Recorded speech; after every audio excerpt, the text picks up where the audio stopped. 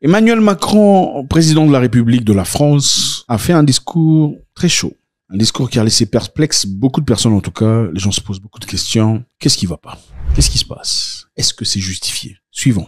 D'abord, je veux vous remercier d'être aujourd'hui à Paris à l'invitation du ministre de l'Europe et des Affaires étrangères en ce jour crucial. Et je tenais à venir vous saluer avant vos travaux et à vous dire quelques mots avant de vous laisser travailler.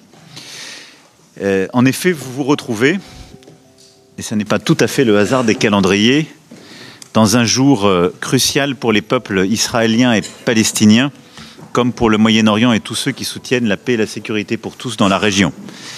Cette nuit, un accord historique a été conclu à Sharm el-Sheikh, et je tiens ici à féliciter le président Trump pour son engagement personnel, l'émir du Qatar et le Premier ministre Cheikh Mohammed et son équipe de négociation, le président Sisi et le président Erdogan pour leur contribution cruciale à cet accord.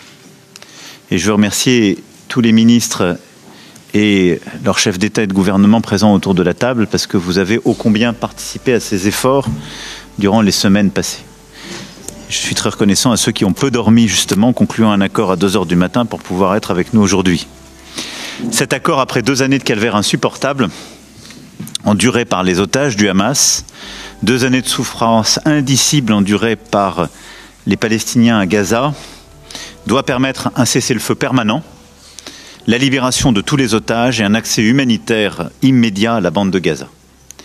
Et au fond, les heures à venir à cet égard seront décisives. Et c'est là-dessus que je voulais insister. D'abord, Israël, et c'est en ce moment même, doit maintenant approuver ce plan qui offre enfin aux familles plongées dans l'attente inhumaine de leurs proches la perspective de retrouvailles, et à tout le peuple israélien de voir enfin une autre perspective que la guerre permanente s'ouvrir à ses yeux. C'est le choix de l'intérêt du peuple israélien qui se présente cet après-midi au cabinet israélien pour ensuite cesser toute attaque, se retirer justement sur la ligne convenue et autoriser pleinement l'aide humanitaire sous l'égide des Nations Unies sans plus de contraintes. Ensuite, le Hamas doit tenir ses promesses de libérer tous les otages et tous les groupes armés à Gaza et respecter le cessez-le-feu. L'intérêt du peuple palestinien à ce que cette guerre s'arrête sans plus tarder était l'évidence même, alors que des centaines de milliers de blessés ne peuvent être soignés et que des dizaines de milliers de victimes attendent d'être enterrées par leurs proches et que nous devons aux 2 millions de Gazaouis de retrouver la dignité de vivre et la sécurité la plus basique sur cette terre brûlée qu'est aujourd'hui Gaza. La responsabilité du Hamas dans cette catastrophe est immense, elle signe son exclusion de tout avenir possible, mais elle impose le respect justement de ce qui a été convenu dans l'accord de cette nuit. Le travail et les responsabilités ne s'arrêtent pas à ce premier temps, qui est pourtant très important, ni au cercle étroit des parties prenantes au conflit, et c'est la raison pour laquelle notre réunion de cet après-midi est très importante, et elle s'inscrit en complémentarité, en continuité complète avec l'initiative américaine. Le président Trump a tracé une voie ambitieuse pour un accord global au Proche-Orient. Cet engagement est essentiel et nous sommes là pour en soutenir la vision, celle d'un cessez-le-feu permanent, d'une stabilisation de Gaza qui soit à même d'offrir la sécurité pour tous à travers une solution politique fondée sur un État palestinien, une coexistence enfin pacifique dans la région. Votre collègue israélien évoquait ce matin la nécessité d'étendre le cercle de la paix et de la normalisation. C'est l'intime conviction qui nous a poussé, avec le prince héritier Mohammed Ben Salman, à lancer cette initiative franco-saoudienne et la déclaration de New York qui a réuni 142 États. Ces 142 États sont prêts à soutenir cette vision, y compris, et il vaut la peine de le souligner, dans ce nouveau Moyen-Orient que nous dessinons peut-être collectivement en ce moment, le Liban et la Syrie, qui se sont joints à nous. Tous aujourd'hui, autour de cette table, nous sommes prêts à contribuer à soutenir le plan de paix américain. Il a besoin de nos retours honnêtes, de nos contributions concrètes dans chacune de ces dimensions, la gouvernance, la sécurité, l'aide humanitaire et la reconstruction. D'abord, l'établissement d'une gouvernance temporaire pour Gaza. Vous y avez beaucoup travaillé ces 2 dernières années. Sur ce point, nous ne devons pas perdre de vue la nécessité d'une appropriation palestinienne qui constitue la base de l'horizon politique rappelé par notre président Trump, autodétermination et création d'un État.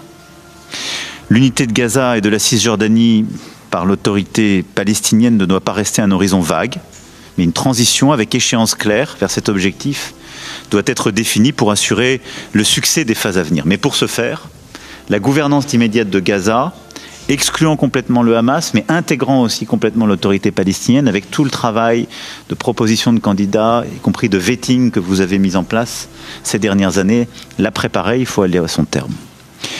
Deuxièmement, c'est le rétablissement de la sécurité et de l'ordre public. Sur ces questions, le plan de paix américain est pleinement en phase avec les principes et instruments de la déclaration de New York. Le Hamas doit être désarmé. Le démantèlement des armes est une étape essentielle vers un cessez-le-feu durable. Nous devons collectivement le soutenir et faire pression sur le Hamas dans ce sens et identifier les étapes de très court terme réalistes, comme vous l'avez proposé. C'est-à-dire les équipements les plus lourds, les tunnels, tout ce qui a été les instruments des dernières années du Hamas pour créer le chaos et ses attaques. En parallèle, une force internationale de stabilisation temporaire doit être déployée à Gaza.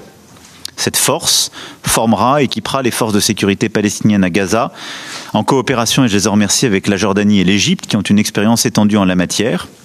Et la France, et je remercie d'ailleurs les collègues européens ou alliés qui sont présents ici et qui ont déjà commencé ou manifesté leur volonté de faire avec, la France est prête à y jouer un rôle. Nous travaillons avec nos partenaires européens pour renforcer les missions de la PESC de l'UE à cet égard. La contribution de vos pays sera cruciale, mais nous avons tous un rôle à jouer pour cette force internationale de stabilisation et les éléments de formation. Dans ce cadre, il est clair qu'aussi, avoir un cadre international onusien, travailler à bâtir ce cadre onusien est clé parce qu'il permettra à beaucoup d'autres contributeurs de se joindre. Et beaucoup de pays ont manifesté leur volonté de se joindre à un tel effort, mais leur volonté d'avoir un cadre agréé par les Nations Unies. Et ce qui est, je crois, une façon d'avancer ensemble. Troisièmement, c'est la fourniture d'une aide vitale et le soutien à la récupération et à la reconstruction de Gaza. L'élément le plus important, immédiat, sur lequel nous devons tous appuyer, c'est évidemment la distribution de l'aide qui doit reprendre de toute urgence à une échelle beaucoup plus grande. L'aide doit transiter par les Nations Unies, CICR et les organisations humanitaires indépendantes de confiance, en pleine conformité avec le droit international humanitaire et par tous les points d'accès, y compris à travers les lignes de retrait successifs. Et ça doit être la priorité des priorités pour nous tous. Celle-ci est indispensable et c'est l'un des premiers points que nous suivrons dès après la mise en œuvre de l'accord signé cette nuit. Mais l'aide à court terme seule ne suffit pas, nous le savons. Nous devons aider d'urgence l'autorité palestinienne confrontée à une grasse crise financière, à stabiliser sa capacité à gouverner, à fournir des services essentiels, à maintenir la sécurité. Nous devons aider le système bancaire palestinien aussi, et tout ça fait partie de ce qui est nécessaire pour recouvrer une stabilité dans la durée. Dans cet esprit, nous avons lancé avec l'Espagne, le Royaume-Uni, l'Arabie saoudite et de nombreux autres pays une coalition d'urgence pour la viabilité financière de l'autorité palestinienne.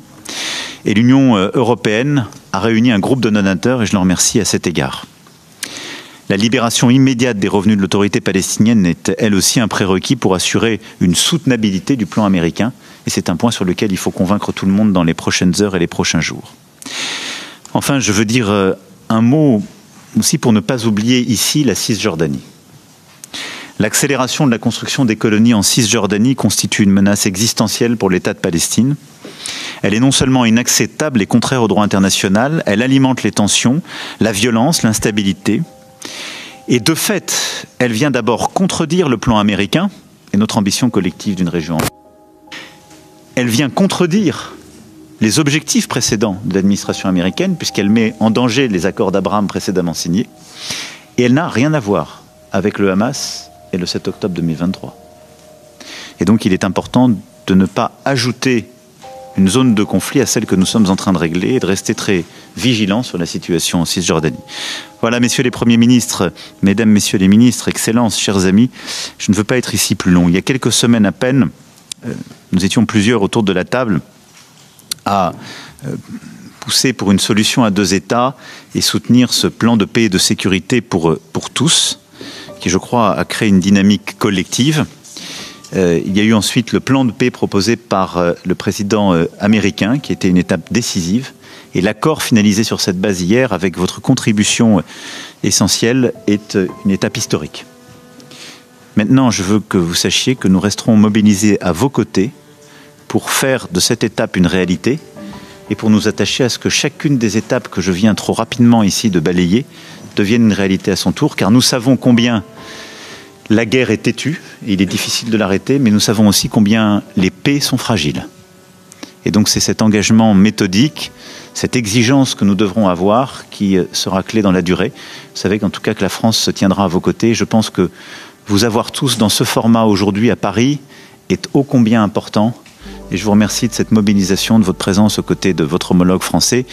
Et je remercie encore une fois les négociateurs qui ont travaillé jusque tard dans la nuit d'être présents aujourd'hui pour manifester aussi la continuité, la complémentarité de ce plan américain et de ce que nous sommes en train de faire aujourd'hui à Paris. Je vous remercie beaucoup, je vous souhaite un bon courage pour vos discussions et vos travaux avec l'ensemble de vos équipes. Et je veux que vous sachiez que vous pourrez compter sur la France de manière constante. Merci beaucoup et bons travaux.